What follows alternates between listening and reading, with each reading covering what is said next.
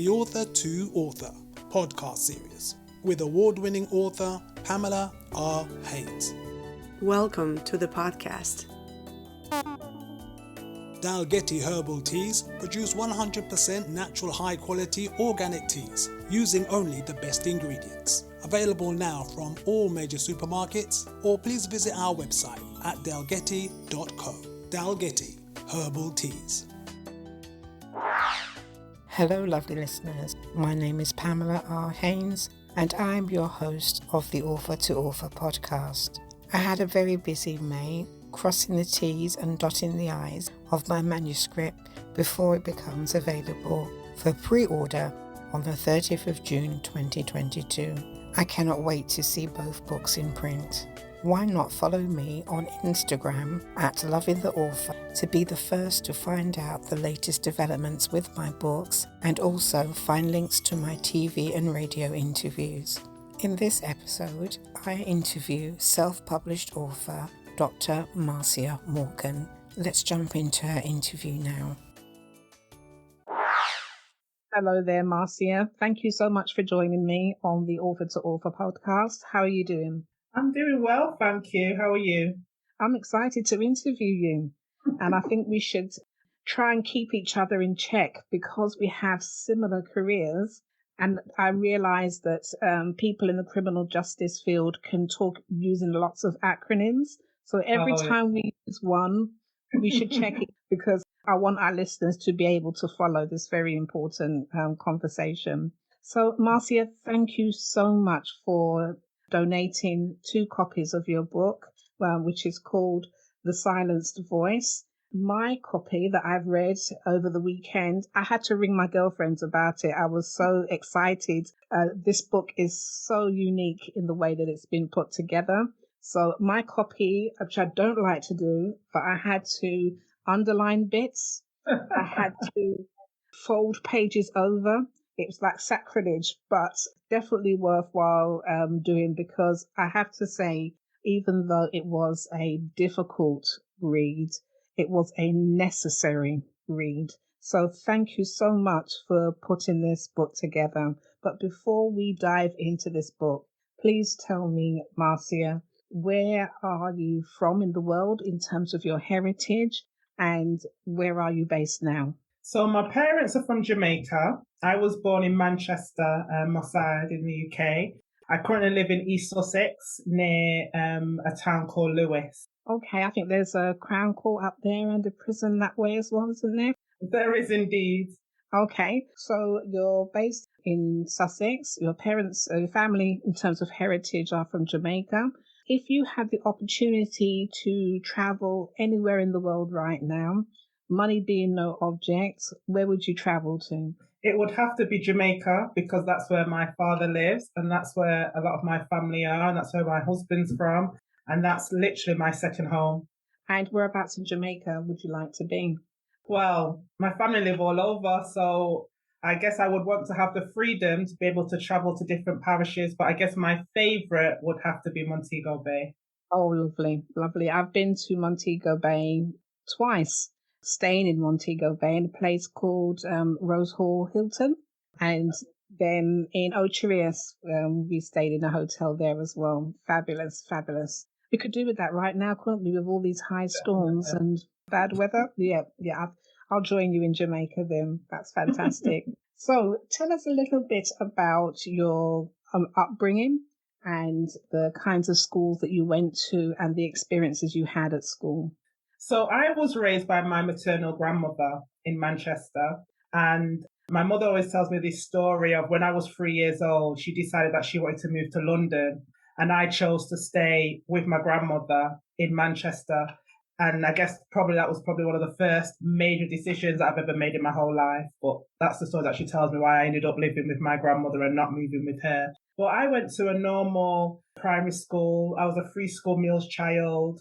My grandmother was very active in the New Testament Church of God, Brooksbury, Manchester. So I grew up in church. The first place I went to after leaving hospital was to my christening at church. My grandmother was very strict we went to church. So that was a real prominent part of my life in growing up. And even now, I still go to church. I'm a Christian. I'm very involved in the church. At school, it was a mixed school. So it was very ethnically diverse. And even in secondary school, I went to Trinity High School, which again was a normal comprehensive school. I was a free school meal child there as well.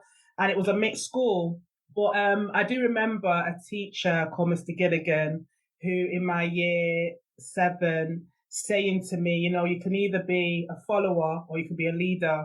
And just that comment that he made just totally changed my mindset in regards to my education, in regards to the things that I did, in regards to the decisions that I made.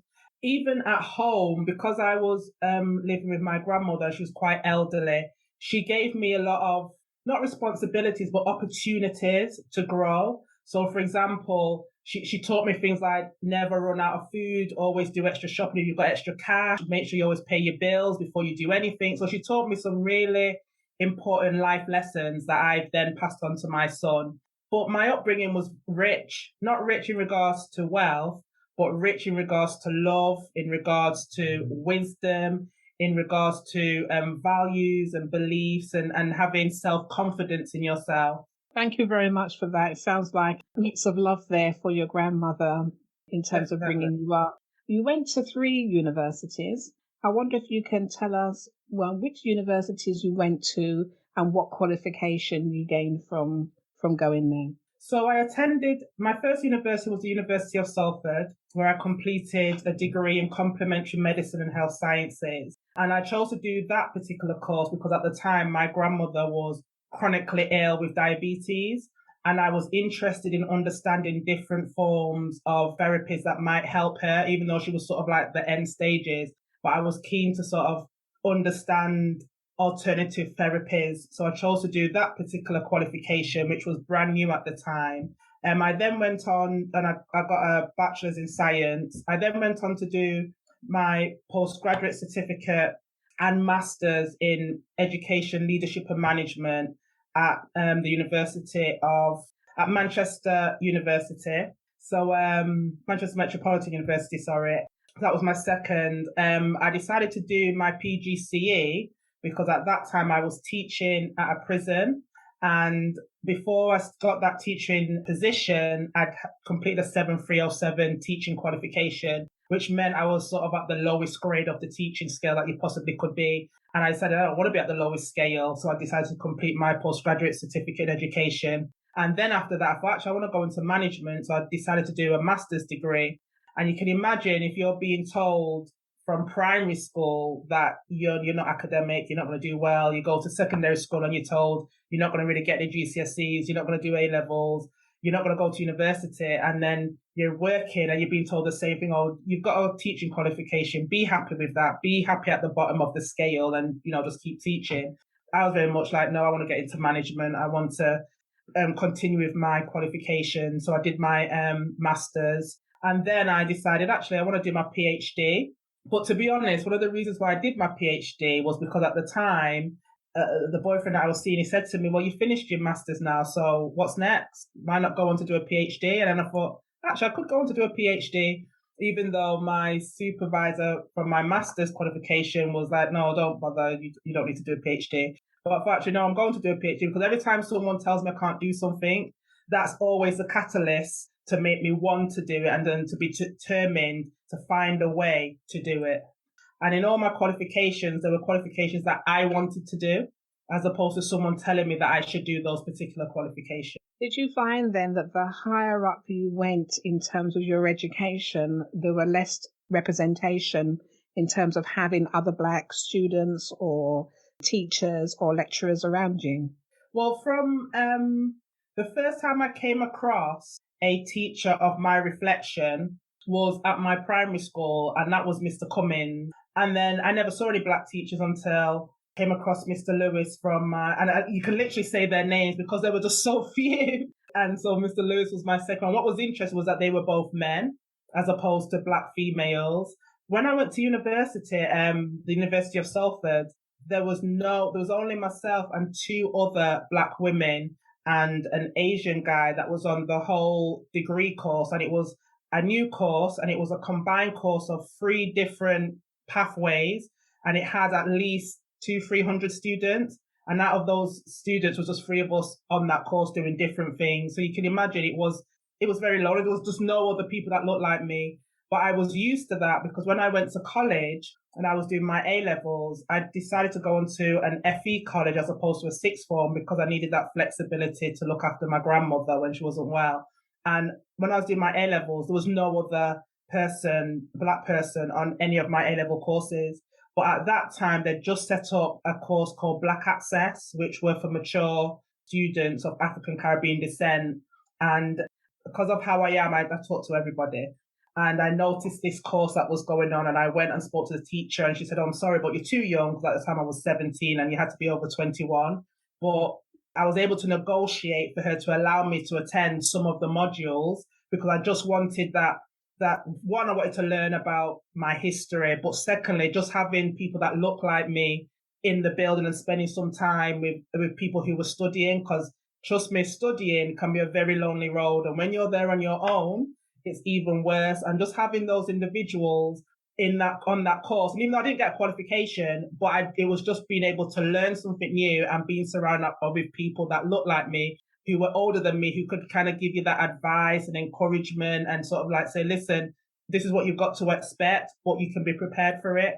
That helped me for then when I went to university and I found myself being the only one. And also when I went into my career and finding myself being the only one, I had their nuggets of wisdom and encouragement to kind of hold on to when you're in those valley situations.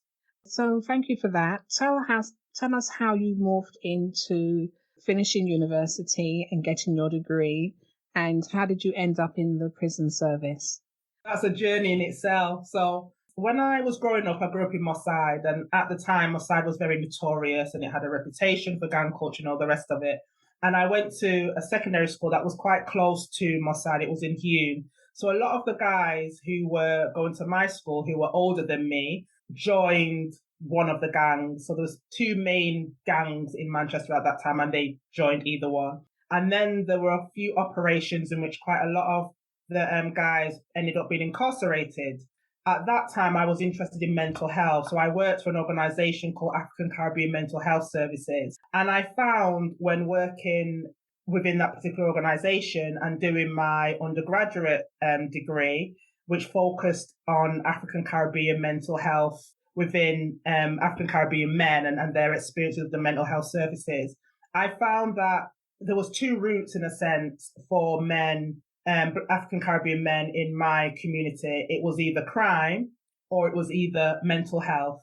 And that tended to be the sort of life chances that they had.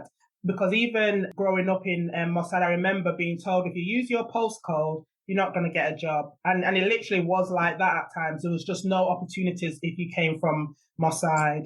So having completed my undergraduate qualification, and a lot of the guys who had got incarcerated during that period coming out of prison, I observed that some of them went back into crime, and then others had mental health, so like drug-induced psychosis, schizophrenia, and then there was a few who kind of left that lifestyle behind, but it was a very few numbers. And then I just thought to myself, when I spoke to a few of the guys, we're like, well, what do you expect?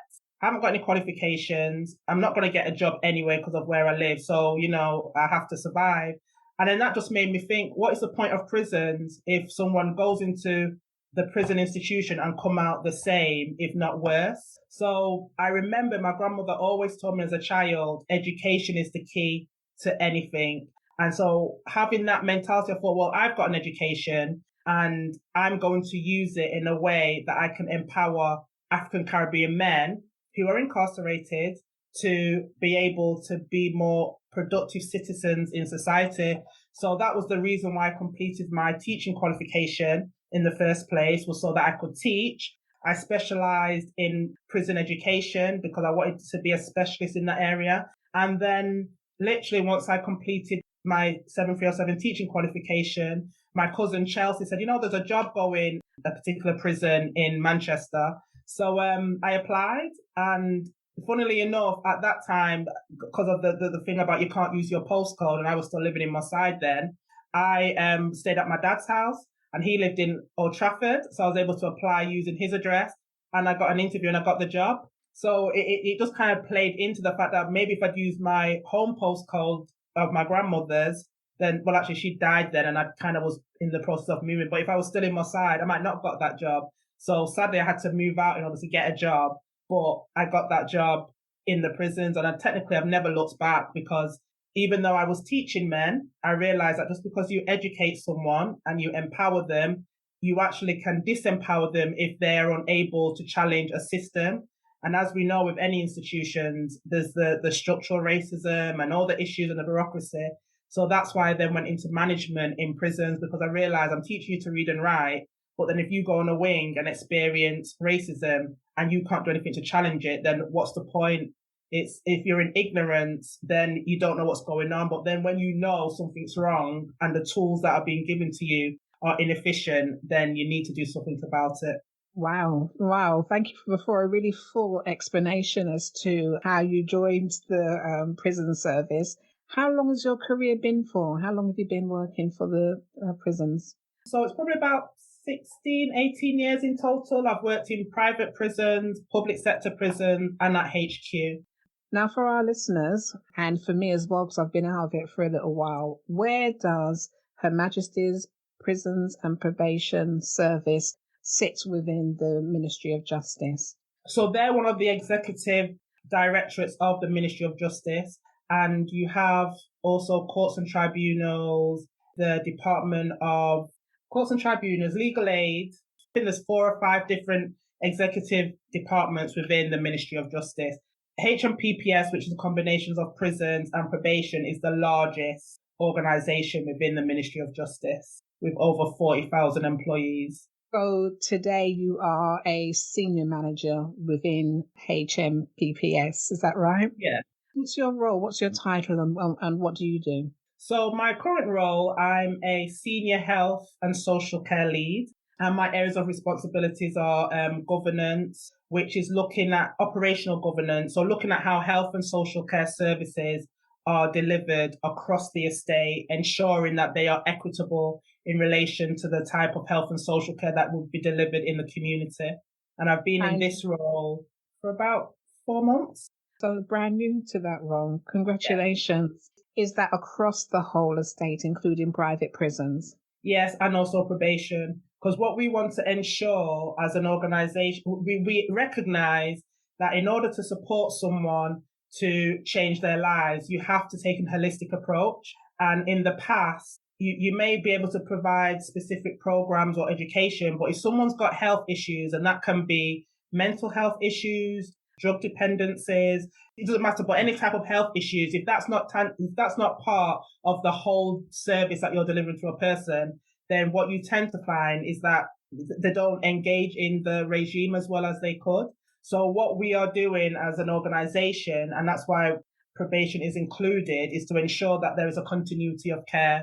So we're working with external partners. We've got the health and social care partnership arrangement with other bodies. So the Department of Health, NHS, the old Public Health England, which is now UK Health Security Agency, the Office of Health and Inequality and Disparity. So we're working with different partners to ensure that the health and social care deliverables that we provide in prisons and those who are on probation are the same as if you were someone who lived at an address on a street. You get the same level of care and support, including social care. Yes, I mean, I worked very briefly at Loudon Grange Prison in Nottingham. So I got to shadow most of the senior members of staff in each department, and one manager was responsible for healthcare. So I got to go to visit prisoners who were in hospital. So to see whether we're able to support people when they're in not only in prison, but they have healthcare needs as well. And it was very interesting, some of the meetings that I attended in terms of trying to cut down on the waiting list that it takes for prisoners to be seen, having nurses and doctors and other health professionals visit the prison as well and have surgeries there, so that prisoners can be seen in a prompt fashion. So it's good to hear that is being also taken up at your level. And I can tell you that it's working on the ground as well in my experience. So thank you very much for that. So you are a senior manager in the prison service. Tell us, how hard has that journey been to get where you are today? It's been a very difficult journey, and it's one of the reasons why I decided to complete my PhD in the first place, was because I needed something that would empower me and help me during those periods when you feel alone, when you've had a challenging day. And it's not necessarily a challenging day with the prisoners. Sometimes it could be very challenging with your colleagues. I completed my PhD because when you're working in an institution where you literally, before you step through the gate, you have to pray and just say, you know what, I need that strength. I need something before I go into that building and put my keys on. And then you go in there and then you have to have that smile and that confidence and that masquerade of strength when really inside you're actually crying. There's been some really challenging times. And why I did my PhD was because I didn't want other people to have that same experience. And also the selfish part of me was when I attended events with an organization called Respect, which was a support network for Black and Asian minority ethnic staff. When I was meeting women who'd been in the service for 10, 20 years and they were sharing their experiences, I thought, if they've got through what they've gone through, because they were in the era of the times when people would literally say racist things to you and it would be fine. And I used to think, if they've got through that, then I can get through this. But I want to be able to develop something that people can use so that when they're working in organizations where they feel isolated and excluded and alone, they've got something to draw on to get that strength. But then also to help the organization to actually recognize, understand that people who are not part of the dominant group, who are not white men or white women, have an experience that is negative because of the culture of that organization. And it's not a case of we'll introduce a new policy, but it's actually, these are people's lives, people's feelings, people's experiences that you need to be aware of in order to make that change, not just introduce something. And that's why I wrote my second book with The Silent Voice, was because I wanted people to understand on a visceral level of this is what it feels like to be an intersectional person, a Black woman, working in an organization where it is predominantly white and your voice is not heard. Yeah, I mean, I certainly relate to you talking about what you have to do to prepare yourself before you go into the workplace. And it's interesting that you're mirroring what the number of Black women have said to me, that their challenge wasn't the offenders. The challenge wasn't the service users. I could manage them. I could go down to reception and manage the waiting area and tell everyone to behave and everything else in a heartbeat. But managing other people was the biggest stressor. Sometimes before you even had an opportunity to take your coat off, you had something that you had to be firefighting. I had a large remit. I also had health and safety on top of that as well. And coming into the building when the electric's not working, or you've got mice running through the building and you haven't had an opportunity to take your coat off before you are bombarded with issues. I used to call it trying to survive in a relentlessly stressful environment, which brings me nicely onto your book, because I wish I had read it years and years ago. I wish you'd written it years and years ago, because it would have helped me to sort out the madness. Make it make sense, I think, is something that a lot of people say. So basically, you have put down the experiences of every Black professional that I know in this book. But before we get there, tell us how you made the leap from this massive portfolio that you're holding in the prison service and also working at the university. So, well, I came across the university because when I was doing my PhD, I would attend different events because for me, it was really important to make Black women visible.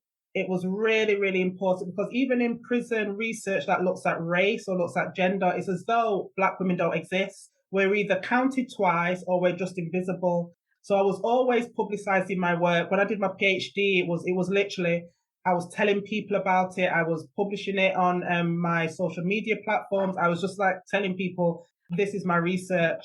Any opportunity I got to attend conferences, I would attend them. And I attended I think it was the British Sociological Association conference. And that's where I met my first publisher, who said, I said to them, I'm interested in converting my thesis into a book.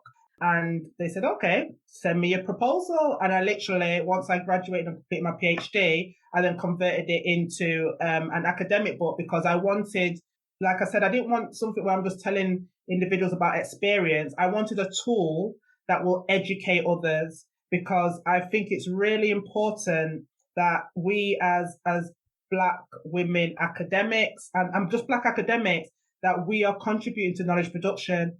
Because when I was doing my master's, and like I said, I specialized in prison education, when I was reading about prison occupational literature, it was all about white male prison officers.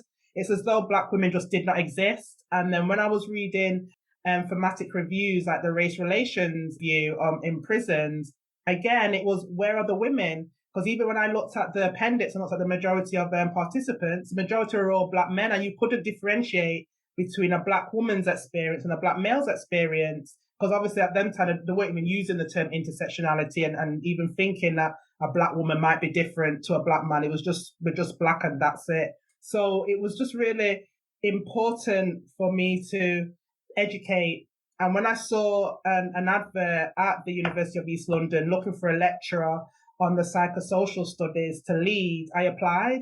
And fortunately for me, obviously I went for the interview and I was successful, but one of the interview panels had read my book and was aware of my research. And she was like, I'm really glad that you even applied. But that was an opportunity then for me then to use my own, read my own book as a learning tool for my students. And even that was really empowering, because the University of East London is really diverse, and there was a lot of African Caribbean women on my course, and they were like saying to me, it's so empowering to have you teach me. And I was saying to them, you know what, it's so humbling to be able to stand here and teach you, because if someone had said to me 20 years ago, you might be a lecturer, I would never have believed it. I would never have thought about it, because I'd always been told, you can imagine the stereotypes of being raised by your maternal grandmother. So you had to deal with all those issues. And then my mother and my father had me quite young. So then it's like, oh, that child. And don't get me wrong, I wasn't the perfect child. I was rebellious. But my grandmother had that kind of drive to be able to handle my rebellion. And she used that to help me to channel it into activities and education. So then being able to teach using my own resources, it was just, I don't know, it was just an amazing feeling. Because I remember when I was doing my A-level studying psychology and reading about Freud, I kept thinking, this stuffy old white guy who hasn't got a clue about what it means to me, and I've got to reference him constantly, I've got to talk about him, and I don't even relate to half the stuff he's saying, then to be able to produce something that's actually by a Black woman, for Black women and other people to understand what it means to have intersectional identities, it's just a humbling experience. And I just enjoyed that 18 months, 2 years of lecturing. I really enjoyed it. What's the name of your first book, and what course do you teach at the university? Well, I'm not lecturing at the university anymore. I did it for a short period of time. But the first book was Black Women Prison Employees, the Intersectionality of Gender and Race. And that is basically, I call it an easy read version of my PhD. So tell us about this latest book, The Silent Voice. Why write that now? So the reason I wrote The Silent Voice is because when I'd written the first book, as you can imagine, academic books are, one, very expensive. And secondly, because of the language that you have to use in order to meet the validation that's required in order to write an academic book, straight away it wasn't accessible. I wanted my mom to be able to understand the term intersectionality. I wanted her to understand what that theory meant. I also wanted her to understand what organizational psychodynamics means. Those are big terms that people don't generally understand. It's difficult to understand, and it's difficult to relate to it in everyday life. The second book was my opportunity to use a different method to help people understand the theories that I used in my research. So to be honest, the second book is technically a continuation of my thesis, but I'm using poems, narrative and analysis in a simpler way to help individuals understand those theories that people think, if I don't go to university, it's nothing to do with me. Because one of the things that you find as well in academia is it's like an elite group. It's a secret group of people who know all about the theories. And they're the ones who are actually affecting our everyday lives because they develop the policies. So what I wanted to do was not just write a thesis and it's in a shelf somewhere and then the everyday person doesn't understand it. I wanted the everyday person, and I used my mom as the everyday person because my mom, she was in a nursing home. She went to school, she went to college, and then obviously went into her own career, but she's not an academic. I wanted her to be able to understand my research. I didn't want to be that sort of elite Black woman that's got a PhD and then you don't understand what it's about. So that's why I wrote that book. It is so unique, Marcia. I have never read a book which combines research. So there's a few names that I recognize in there as well, like Bell Hooks, the late Bell Hooks. Hind Pal Singh is in the book as well. You quote him.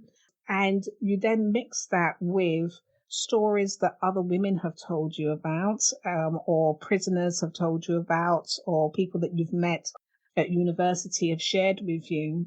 And then you pop us with these poems. The book is so unique. It's normally a combination of one or two, but not all three. And I just love the poems that you have been able to share with us in this book. Will you be prepared to read one of the poems for us? Oh, yeah. Which one would you like me to read? Yeah, I've got a favourite already. And it is called There Is Something in You That Is in Me. That's all about my Black sister. Yes, that's the one. Yeah, that's the one. Yeah. So the story behind this poem was because I attended a course called Accelerate, which was a course for Black and Asian minority ethnic prison managers. And so obviously it was, and disabled staff as well. And it was just enough. It was just, the energy you get when you're in the room full of people that look like you.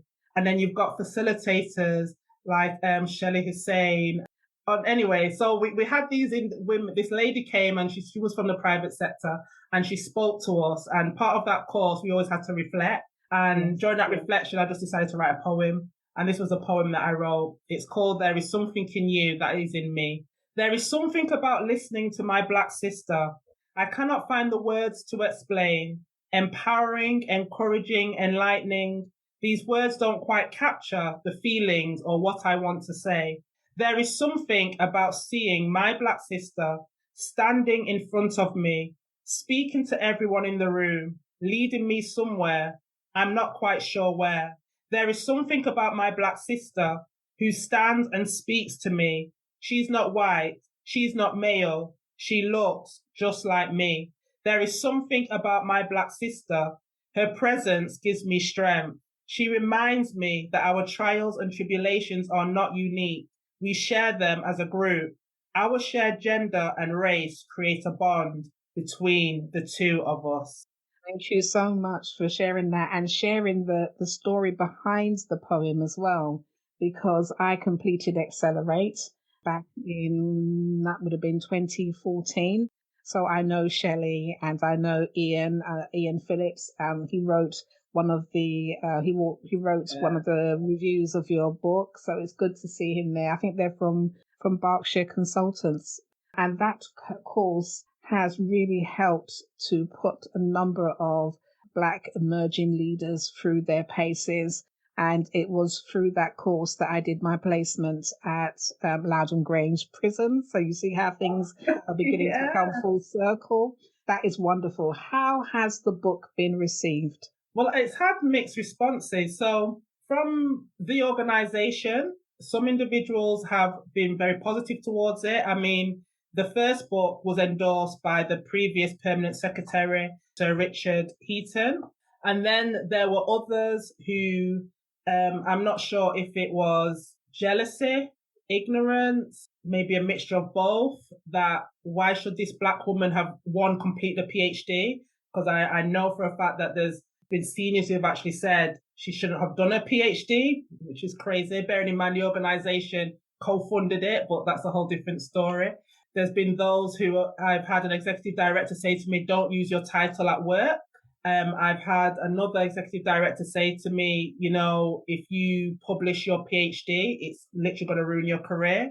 So it's been a mixed response from the organization. But then if you ever read the first book, you will understand why. That's why I look at the psychology of prisons and the fact that anything that goes against the status quo is seen as a threat that has to be destroyed. So I kind of was expecting some responses. From other organizations and from other individuals, it's been a really positive response. I mean, the Silent Voice got shortlisted for the Business Book Awards 2021 last year. I got into the finals. That in itself was just amazing, because to think a book made up of poetry's narrative analysis to be shortlisted for a finals in a Business Book Awards, to me, that was a huge achievement because I was never expecting it. So even that just shows the fact that it doesn't just relate to individuals, but it can help organizations as well. So it's been a very mixed response towards the book, towards the content. I've been able to work with different organizations around raising awareness about intersectionality. I guess one of my biggest accomplishments in regards to the whole PhD journey and the trying to make the theories accessible is before I'd completed my PhD, like I said, intersectionality was not well known and it wasn't used at all in the prison service. And I had conversations with those involved in data analysis and gathering around using intersectionality tools. And it took many years for them to start using an intersectionality approach, but now they're doing it. And I know they're doing it now because I was able to get the permanent secretary to, one, endorse the book and then push for the use of breaking down our data, not just by race and gender, but an intersectional breakdown. And now we get data that looks at Black women, Black men, white women. Beforehand, it was just one or the other. So there's been a mixed response. But for me, for those who have used it, want to either empower themselves, want to use it as a teaching tool. I've had emails from people from different countries saying, I've read your thesis, I've read one of your books, and it's helped me either I've referenced it in my essays, I've referenced it in my own assignments. I'm using it as a tool just to empower me. That in itself just made the whole journey worthwhile. Oh, absolutely. I mean, I could see myself revisiting this book time and time again. It's very reminiscent of Slay in Your Lane, written by Yomi Elizabeth. One of those kind of books that makes you, actually, I experienced that tick. It's like a bingo card. Yes, I experienced that. Tick, tick, tick, all the way through. When you talk about microaggressions, when you talk about unconscious bias, and also, you gave the correct scenarios to go along with those examples to go along, which made me think, well, actually, when I experienced that particular incident at work, I wasn't imagining it. When I turned up at university and there was only a handful of us, that feeling that you get of being in the minority, somebody else felt it, Dr. Marcia Morgan, but she was also brave enough to write it down as well, so that those coming up after you, will have this as a source of encouragement that if you manage to get through it all, then they can get through it all too. I strongly recommend this book to young men and women at college who are about to, take their options, decide what university that they want to go to. It really is a source of encouragement as well, that they can get through it as well. So, thank you. Thank you for doing that. So you don't work at the university anymore. So, and you've taken up this new post. What's next in terms of your writing career? Well, now, at the moment, I should have mentioned this earlier, but I've recently taken on a co-editorial role for the Prison Service Journal. So that's in itself is a whole, I remember reading the Prison Service Journal when I worked in my establishment. I remember quoting information from Prison Service Journal editions when I was doing my master's. And then I remember submitting my first Prison Service Journal article back in 2007. Being told that and it was looking at race relations and the use of language. And I remember being told, they'll never publish that because it's about race relations. But it got published. And then they did a review of my first book. And then they invited me to be part of the editorial team. And then now to actually be part of one of the editors. It's one of those journeys where you just think, if it wasn't for God, there's no way that would have happened. Because you can imagine you work for an organization who literally wanted to revoke your qualification and says, what she's done is rubbish. And the reason why they had that attitude was because I didn't follow the comparative model of comparing Black women to white women. And it was as though I'd committed the ultimate sin because it just focused on Black women and it didn't include white women. So for that, it's like, how dare you do that? But then to be part of the Prison Service Journal that will be educating the next group of academics and being involved in that, it just shows that, anything is possible. What you've just said is, I'm gobsmacked that years ago when I did my degree, everyone that had read my dissertation felt that I had been robbed, that I should have got an A, and I actually got a B. But now you've just said that your methodology was didn't follow the traditional sense in terms of what people have done before. I'm now wondering whether the focus, because the dissertation was about foreign national women in prison and mainly concentrated on Black women who were drug mules, I'm wondering now, because there was no comparative research comparing Black women in prison with white women in prison. It was about our stories, about what the women had told me. And I'm wondering now whether that's why I was robbed of the A and ended up with a B, because we're not following traditional norms around things. We're doing our own thing. And again, what I like about the book is it's peppered with these beautiful poetry, which is not normally done sitting alongside the kind of research that you're doing. What do you make of that? In regards to what I would have said to you if you told me at the time, if I'd ever met you then, appeal it. I'd have told you to appeal it for a start, because when I first applied to do my PhD, I remember the organization saying to me, one, you've got a master's, you don't need a higher qualification for the role that you're in. So I challenged it and then I got co-funded. When I submitted my proposal to do my PhD to the organization, say, this is something I think you'd want to get involved in, especially since you're co-funding it. They said, unless you include white women, we're not going to support it. I said, fine, that's okay. I will carry on doing it. Because I know that we have a voice that needs to be told. I know that this research will be credible, even though they basically said to me, people are not interested in Black women. So if it's not comparative, it's not even worthwhile. But I didn't listen to them because I know that there is more to being a Black woman than just being a statistic. So what I would have said to you, should have challenged that, because you probably would have got an A. And the reason why I say that is I've come across a lot of individuals who have done research or have wanted to do certain research that are niche or bespoke, and their supervisors, who are generally white men most of the time, because they have no understanding of those issues, they straight away say that it's not valid, and then they either put people off or they mark them down.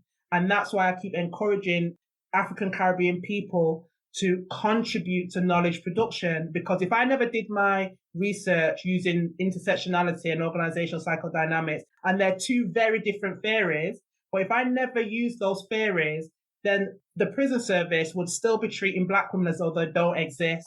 We wouldn't be using intersectionality within prisons and looking at the differences between different groups.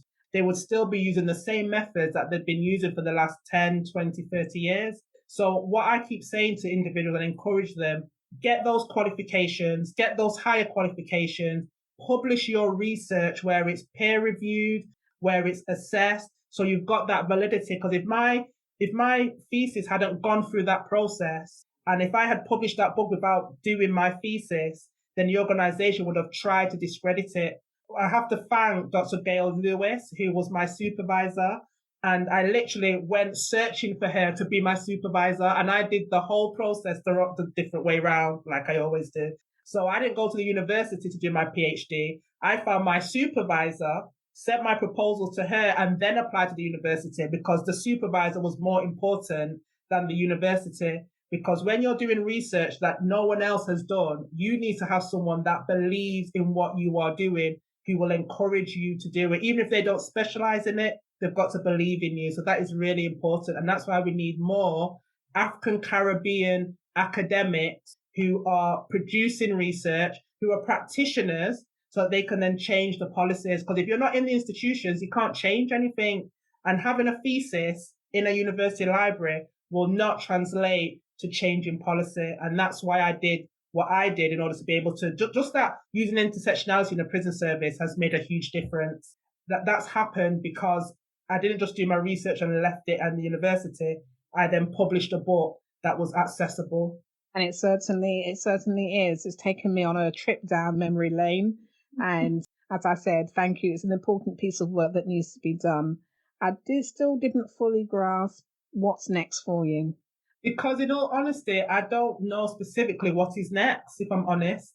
I'm involved in loads of different projects at the moment. Some personal projects for myself, others where I'm supporting individuals. So, for example, I'm involved in the Community Innovation Hub, which is in London, which is part of the Mayor of London's initiative to develop relationships between the BAME community and the police force. That's been led by Dr. Angela Herbert, and I'm working with her and her colleagues in making things happen. I'm heavily involved in my local community, so I'm a parish councillor, again, looking at the issues around the constant overdevelopment in rural areas. So I'm involved in lots of different projects. So there isn't a specific, this is my next main thing that I'm doing. I think at the moment, it's about supporting others as well as developing myself, working on what's important to me, family values.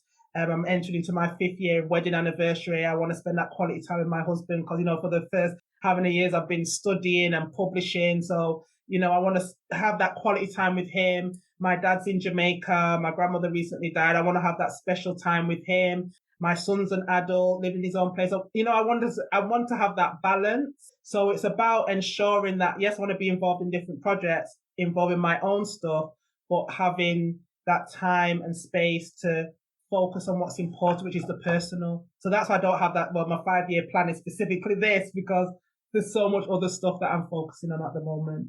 And I like that, you don't have to have everything worked out and be always reaching for the next step and the next step. I like the idea that you're pausing, appreciating what you have.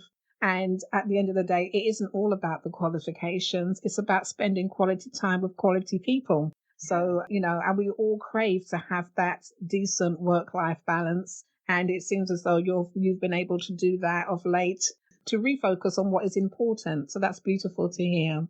Well, I said to you earlier that we will probably be talking for maybe half an hour, 40 minutes. We're coming up to nearly an hour. So I know, right? So if people wanted to get hold of you or to get hold of your book, how would they do that? So I've got a website, which is drmarciamorgan.com. I'm also on all the social media platforms. So I'm on Twitter, which is MarciaT455. I'm on Instagram, which is _B_woman_A. I'm also on LinkedIn, which is my name. And I'm also on Facebook, which is my name. In regards to getting copies of my book, you can either get them directly from me or from Amazon. So if you type in the title or my name on Amazon, then both my books will come up. Oh, that's wonderful. That's wonderful. Thank you very much for that. And thank you for spending this time with me going through your career. I want to wish you all the best for your future endeavors. Thank you, Marcia. Thank you. I hope you enjoyed this episode. It is competition time now. At the time of the recording, what job did Marcia hold at the Ministry of Justice? Taking part in the competition couldn't be easier. Direct message me with the correct answer on Instagram at lovingtheauthor, or alternatively, send me a message on Facebook for your chance to win a copy of Marcia's book, The Silence Voice. Good luck and bye for now. Please join Pamela R Haynes for another Author to Author podcast coming soon.